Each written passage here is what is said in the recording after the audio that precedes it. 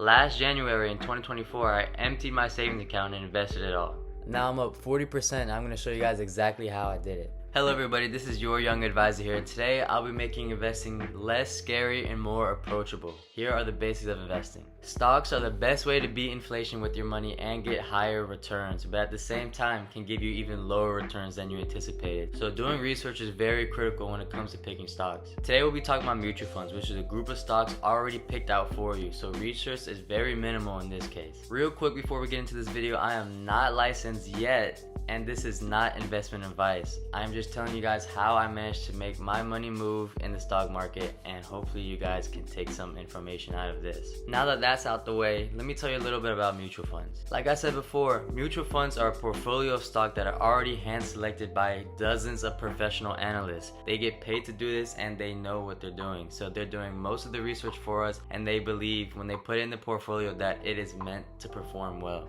Mutual funds are considered safer than individual stocks because in a mutual fund you can have dozens or even up to a couple hundred stocks in one mutual fund, and the performance of the fund is based on the average of the returns of the stocks for that day, so it's considered safer and more consistent. There are many different brokerages that you can work with to have mutual funds, but today I'll be talking specifically about Fidelity. Enough background, let me tell y'all how to be owners of mutual funds. The first thing you're going to want to do is search up Fidelity online and then click open an account. From there you'll click brokerage account, which then prompts you to fill in all your personal and employment information. It will take about 1 to 3 business days to get your account approved, but for me it happened the next day. Now we can finally pick our mutual funds. In the home screen near the top, you're going to click news and research, and from there it will take you to a drop box where you will select mutual funds. From there it will take you to a site to filter through all the mutual funds that they have, and it will be over 9,100 without any filters, which nobody has the time to look for, so I'll show you how to put the right filters to get the best mutual funds.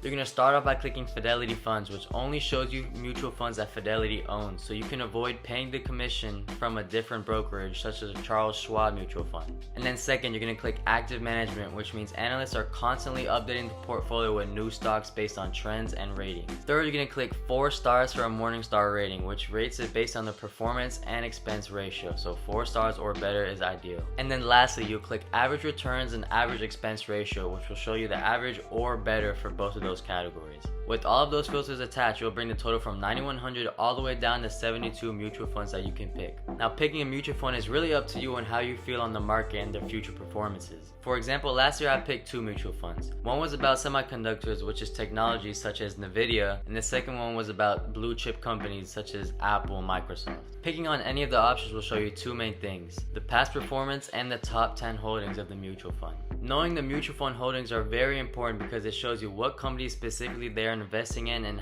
how much of that mutual fund is comprised of that one company. The past performance is also very important because it shows you if the analyst and the fund manager are picking the right stocks compared to the market. So if the mutual fund is beating the market and the industry average, then you can tell the analysts are doing a good job in picking the right stocks. One of the last but also one of the biggest things that you have to consider is the expense ratio of the mutual fund. The expense ratio is the fee charged by the brokerage, in this case Fidelity, for running that mutual fund, which also pays the analyst and the fund manager that run it. Ideally, the lower the expense ratio the better because it is charged annually to the amount of money that you have invested in that fund. For example, if you have $1 million invested into a mutual fund with an expense ratio of 1%, every year you'll be paying $10,000 just to keep that mutual fund running.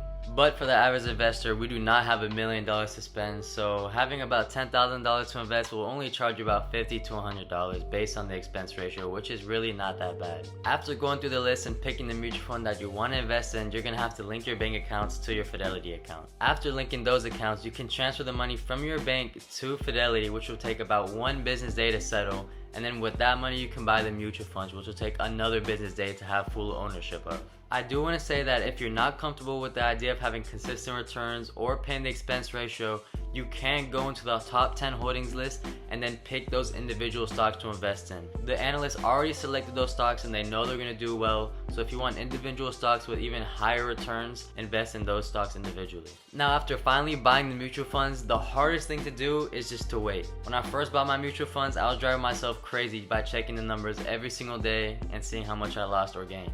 The biggest thing with mutual funds is that you have to be invested for at least a couple years or more to see the better returns. For example, let me show you my 1 month return, which barely even moved, compared to my 1 year return, which went up 40%. That's your answer right there. Just hold it and forget it and you'll get the benefits. You also do want to keep in mind the short and long-term capital gains tax that will be included when you sell your mutual funds. Like I said in the previous video, the government will always want its share in tax, especially if you sell stocks for a gain. But you can get away with paying a little bit less in capital gains tax if you hold it longer than 1 year, which is 366 days, compared to holding it for a year or less, which is 365 days. That being said, this is the easiest way to get into investing and have the chance of higher returns than just putting it into a savings account. I love talking about things like this, so if you have any questions, please let me know in the comments or email me, which is in the description. Let's all get rich 2025, so make this the year you start investing and growing your money. So thank you for watching this video. I really enjoy making these because I believe everyone should have access to this knowledge. Thank you guys for letting me be your young advisor today, and I'll catch you in the next video.